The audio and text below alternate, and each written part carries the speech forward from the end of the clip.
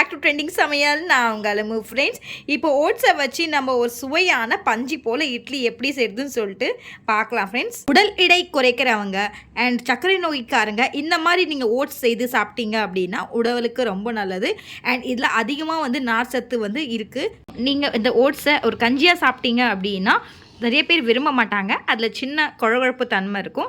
But இந்த ஓட்ஸை வந்து ஒரு இட்லியாக நீங்கள் செய்து சாப்பிட்டீங்க அப்படின்னா இது உடலுக்கும் ரொம்ப நல்லது, ஆரோக்கியமானது. அண்ட் நீங்களும் வந்து பார்த்தீங்கன்னா ரொம்ப விரும்பி சாப்பிடுவீங்க. இதுக்கு என்னென்ன பொருட்கள் தேவைன்னு சொல்லிட்டு நம்ம இந்த வீடியோக்குள்ளே வந்து போகலாமா? வாங்க ஃப்ரெண்ட்ஸ் போகலாம். ஃப்ரெண்ட்ஸ், இப்போ 250 கிராம்ஸ் கப்பில் நீங்கள் என்ன பண்ணுறீங்க அப்படின்னா நீங்கள் ஓட்ஸ் எடுத்துக்கோங்க. பேன் வச்சுருங்க. பேன் ஹீட் ஆனதுமே என்ன பண்ணுறீங்கன்னா அந்த 250 கிராம்ஸில் வந்து நம்ம ஓட்ஸ் எடுத்துருக்கோம்ல அதில் என்ன பண்ணுறீங்கன்னா மீடியம் ஃப்ளேமில் வச்சு நீங்கள் வந்து 2 நிமிஷத்துக்கு மிக்ஸ் பண்ணிகிட்டே இருங்க. இதில் நீங்கள் வாட்டர் அண்ட் எதுவுமே ஆட் பண்ணக்கூடாது. ஜஸ்ட்டு நம்ம 2 நிமிஷம் நம்ம இப்படி மிக்ஸ் பண்ணிகிட்டே இருக்கலாம். பாருங்க, நல்லா வந்து வறுத்துச்சு, நல்லா ஃப்ரை ஆகிடுச்சு. நம்ம மீடியம் ஃப்ளேமில் வச்சு தான் ஃப்ரை பண்ணோம். அதிகமாக 2 நிமிஷம் தான், அதிகமாக நம்ம ஃப்ரை பண்ணக்கூடாது. இல்லைனா வந்து இது வந்து கலர் சேஞ்ச் ஆகிட்டு அடிப்பிடிக்க ஆரம்பிச்சிடும். இங்கே பாருங்கள், உங்களுக்கு இப்படி எடுத்து பார்க்கும்போது தெரியும் நல்லா ஃப்ரை ஆயிடுச்சு பாருங்கள். ஸோ நம்ம இப்போ ஸ்டவ் ஆஃப் பண்ணிவிட்டு ஃபேன் காட்டில் ஆற வச்சிடலாம். ஒரு பிளேட்டில் ட்ரான்ஸ்ஃபர் பண்ணிவிடுங்க ஃப்ரெண்ட்ஸ். ஒரு பிளேட்டில் ட்ரான்ஸ்ஃபர் பண்ணிவிட்டு இது நம்ம என்ன பண்ணலாம்னா ஃபேன் காட்டில் ஆற விட்டுடலாம். பேனில் வந்து நம்ம ஓட்ஸ் வந்து ஃப்ரை பண்ணோமோ அதே வந்து பேனில் வந்து இப்போது அதே கப்பு இருக்குல்ல 250 கிராம்ஸ் கப்பில் வந்து நீங்கள் வந்து ரவை எடுத்துக்கோங்க. அந்த ரவை என்ன பண்ணுறீங்கன்னா மீடியம் ஃப்ளேமில் உங்கள் கேஸ் வச்சுருங்க. வச்சுட்டதுக்கப்புறமா மிக்ஸ் பண்ணிகிட்டே இருங்க. அண்ட் வந்து இது உப்புமா ரவை, நம்ம கடையில் போல் உப்புமா ரவை, அந்த ரவை இது. சப்போஸ் உங்களுக்கு வந்து விருப்பம் இல்லை, இந்த ரவை ஆட் பண்ண விருப்பம் இல்லை அப்படின்னா நீங்கள் இட்லி ரவை எடுத்துக்கலாம், இல்லை அரிசி ரவை வந்து எடுத்துக்கலாம். அதாவது அரிசி ரவை எடுத்துக்கலாம். இது வந்து அதை வந்து நீங்கள் வறுக்க தேவையில்லை, அது அப்படியே நீங்கள் ஆட் பண்ணிடலாம். நல்லா 3 நிமிஷத்துக்கு நம்ம நல்லா ஃப்ரை பண்ணிட்டோம். இது நிறம் மாறி அப்படியே உதிரியாக வரும்போது நீங்கள் ஸ்டவ் ஆஃப் பண்ணிடலாம். ஜஸ்ட்டு 3 நிமிஷம் தான் ஃப்ரை பண்ணணும், வறுக்கணும். 3 நிமிஷம் தான் ஃப்ரெண்ட்ஸ் வறுக்கணும், அதிகமாக வறுக்கக்கூடாது. நீங்கள் சப்போஸ் அதிகமாக வந்து நீங்கள் அப்படி பண்ணிகிட்டே இருந்தீங்க அப்படின்னா அடி பிடிச்சிரும். அண்ட் உங்களுடைய கேஸ் ஸ்டவ் வந்து பார்த்தீங்கன்னா மீடியம் ஃப்ளேமில் வைங்க, ஹை ஸ்பீடில் வைக்காதீங்க. இப்போ வந்து நல்லா வந்து வறுப்பட்டுச்சு. இப்போ நம்ம என்ன பண்ணலாம்னா இங்கே பாருங்கள், உங்களுக்கு எப்படி தெரியுது பாருங்க. ஸ்டவ் ஆஃப் பண்ணிடலாம். இதை ஒரு பவுலில் ட்ரான்ஸ்ஃபர் பண்ணிடலாம். இப்போ நம்ம எந்த கப்பில் ரவை அண்ட் ஓட்ஸ் எடுத்தோமோ அதே கப்பில் நீங்கள் என்ன பண்ணுறீங்கன்னா தயிர் எடுத்துக்கோங்க. தயிர் கொஞ்சம் புளிச்ச மாதிரி இருக்கணும், இதை ஆட் பண்ணிவிடுங்க. தயிரும் வச்ச ஓட்ஸை ஈரமில்லாத மிக்சிங் பவுலில் நம்ம பவுட்ரு பண்ணி அரைச்சிடலாம். இங்கே பாருங்கள், ஈரமில்லாத மிக்சிங் பவுல் இது. இதில் நீங்கள் பவுட்ரை அரைக்கணும், தண்ணி எதுவுமே ஆட் பண்ணக்கூடாது. இந்த மாதிரி நம்ம அரைச்சிட்டோம். இந்த மாதிரி கொரகொரப்பாக அரைக்கணும், ரொம்ப நைஸாக அரைக்கக்கூடாது. ஸோ இந்த மாதிரி வந்து கொரகொரப்பாக அரைச்சா என்ன ஆகுனா நம்மளுக்கு இட்லி வந்து நல்லா வந்து பஞ்சு போல் வரும். ஸோ இதுவும் நம்ம ஒரு பவுலில் ட்ரான்ஸ்ஃபர் பண்ணிடலாம். நம்ம ஒரு பவுலில் ரவை அண்ட் தயிர் வந்து மிக்ஸ் பண்ணி வச்சுருந்தோம். அதை நம்ம அரைச்சி வச்ச ஓட்ஸை வந்து இதில் மிக்ஸ் பண்ணிடலாம். இப்போ பாருங்கள், நம்ம நல்லா மிக்ஸ் பண்ணிடலாம். இது ரொம்ப ஹெல்த்துக்கு நல்லது. இந்த மாதிரி தண்ணி ஆட் பண்ணிவிடுங்க. தண்ணி ஆட் பண்ணிவிட்டு மிக்ஸ் பண்ணிகிட்டே இருங்க. நம்ம நல்லா மிக்ஸ் பண்ணணும். இட்லிக்கு எப்படி நம்ம மாவு மிக்ஸ் பண்ணுறோமோ அந்த மாதிரி பதத்தில் நம்ம மிக்ஸ் பண்ணணும். இதில் இங்கே நல்லா மிக்ஸ் பண்ணிட்டோம், கெட்டி இல்லாமல் மிக்ஸ் பண்ணியிருக்கோம். இதில் நார்மல் வாட்டர் தான் நீங்கள் ஆட் பண்ணணும். இப்போ பாருங்கள், நல்லா மிக்ஸ் பண்ணிட்டதுக்கு அப்புறமா இதை வந்து பிளேட் போட்டு நம்ம மூடி வச்சிடலாம். ஆயில் விட்டுக்கோங்க. ஆயில் ஹீட் ஆனதுமே என்ன பண்ணுறீங்கன்னா ஒரு டீஸ்பூன் கடுகு ஆட் பண்ணிக்கோங்க. கடுகு பொரிஞ்சதுமே என்ன பண்ணுறீங்கன்னா ஒரு டீஸ்பூன் கடலைப்பருப்பு ஆட் பண்ணிக்கோங்க. 1 டீஸ்பூன் உளுத்தம்பருப்பு ஆட் பண்ணிக்கோங்க. மீடியம் ஃப்ளேமில் வச்சுட்டு இது பொரிஞ்சதுமே என்ன பண்ணலான்னா நல்லா பொரிஞ்சிச்சு பாருங்கள். முந்திரி ஆட் பண்ணிக்கலாம்.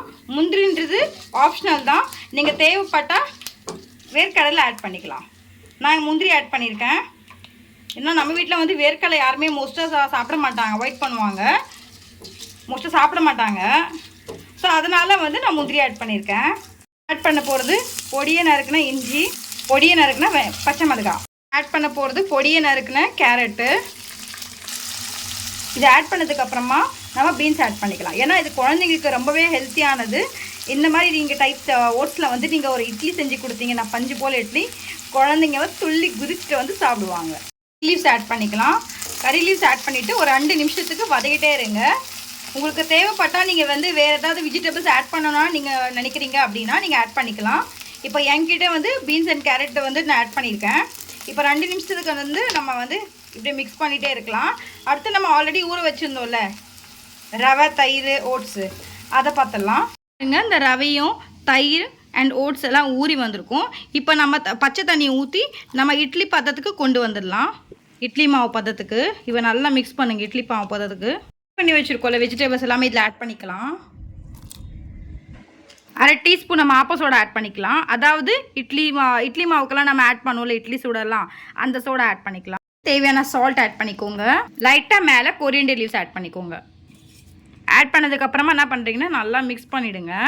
பாருங்கள் நல்லா மிக்ஸ் பண்ணிட்டோம். சூப்பராக இருக்குது, கலர்ஃபுல்லாக இருக்குது. இது உடம்புக்கு ரொம்ப ஹெல்த்தியான ஒரு டின்னரு. இது டின்னராகவும் எடுத்துக்கலாம், நைட் டின்னராகவோ இல்லை மார்னிங் டிஃபனாக கூட எடுத்துக்கலாம்.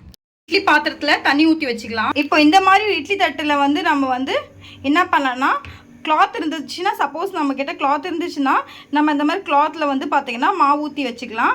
இல்லை உங்கள்கிட்ட கிளாத் இல்லை அப்படின்னா நீங்கள் எண்ணெய் தடவி நீங்கள் போடலாம்.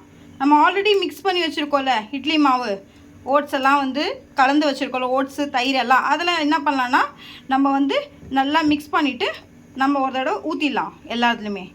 இது உடம்புக்கு ரொம்ப நல்லது, ஹெல்த்தியான ரெசிபி. இதில் வந்து நார் சத்து எல்லாமே இருக்குது. ஸோ இந்த மாதிரி நீங்கள் வந்து பசங்களுக்கு செஞ்சு கொடுத்தீங்கன்னா ரொம்ப நல்லது உடம்புக்கு. அடுத்து நம்ம என்ன பண்ணலான்னா இதில் வந்து வச்சிடலாம் இட்லி பாத்திரத்தில். இப்போது எல்லா தட்டுலையும் நம்ம போட்டு வச்சுட்டோம். இப்போ போட்டு வச்சுட்டு 8லேருந்து 10 நிமிஷம் அப்படியே விடுங்க. ஆயிடுச்சு பாருங்கள், செம்ம சூப்பரான ஒரு ஓட்ஸ் இட்லி ரெடி. இப்போ நம்ம ஸ்டவ் ஆஃப் பண்ணிவிட்டு எடுத்துடலாம் அண்ட் நம்ம சர்வ் பண்ணலாம். செம்ம சூப்பரான ஒரு ஓட்ஸ் இட்லி ரெடி ஆகிடுச்சு. இதுக்கு வந்து பார்த்திங்கன்னா சட்னி ஃப்ரெண்ட்ஸ், உடம்புக்கு ஏற்ற அண்ட் ஆரோக்கியமான ஒரு அருமையான உணவு. இது சிறுவர்கள்லேருந்து பெரியவங்க வர வந்து அழகாக சாப்பிடலாம். இது செஞ்சு வேலையே இல்லை, சுலபமாக வந்து நம்ம இட்லி மாவு எப்படி செய்கிறோமோ அதே பதத்தில் தான் நம்ம வெஜிடபிள்ஸ்லாம் ஆட் பண்ணி நம்ம செய்யலாம். இது வந்து சப்போஸ் யாராச்சும் வெயிட் குறைக்கிறாங்க, இல்லை வெயிட்லேருந்து சுகர் பேஷண்ட் இருக்காங்க அப்படின்னா இந்த மாதிரி ரெசிபி நீங்கள் வந்து ட்ரை பண்ணுங்கள். நீங்கள் வந்து ஒரு சில பேர் வந்து இந்த கஞ்சி செஞ்சு நீங்கள் சாப்பிட்டீங்க அப்படின்னா உங்களுக்கு பிடிக்காது. ஸோ இந்த மாதிரி ஒரு இட்லியாக செஞ்சு நீங்கள் சாப்பிட்டீங்கன்னா இது மார்னிங் டிஃபனாகவோ எடுத்துக்கலாம், இல்லை நைட்டுக்கு டின்னராகவோ எடுத்துக்கலாம். இதில் உங்களோட வெயிட் வந்து பார்த்தீங்கன்னா இன்க்ரீஸும் ஆகாது, வெயிட் வந்து மெயின்டைன் ஆகும் அண்ட் சுகர் லெவலும் வந்து இன்க்ரீஸ் ஆகாது, இதுவும் மெயின்டைன் ஆகும். சப்போஸ் இந்த ரெசிபி பிடிச்சிருந்தா நீங்களும் ட்ரை பண்ணுங்கள். அண்ட் என்னோடய வீடியோ வந்து பார்த்தீங்கன்னா ஃபுல்லாக பாருங்கள். அப்போ தான் நான் என்னென்ன இன்க்ரீடியன்ஸ் ஆட் பண்ணியிருக்கேன்னு உங்களுக்கு ஃபுல் வீடியோவில் தெரியும். என்னோடய வீடியோ பாருங்கள், நல்லா நான் ஜூம் பண்ணி காட்டுறேன். இதுலேருந்து ஒரு இட்லியை நான் தொட்டு காட்டுறேன் பாருங்கள்.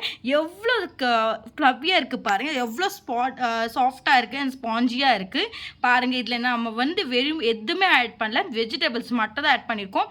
அண்ட் வந்து பாருங்கள், நல்லா ஜூம் பண்ணி காட்டுறேன். இது ரொம்ப உடலுக்கு ஏற்ற ஒரு ஆரோக்கியமான உணவு.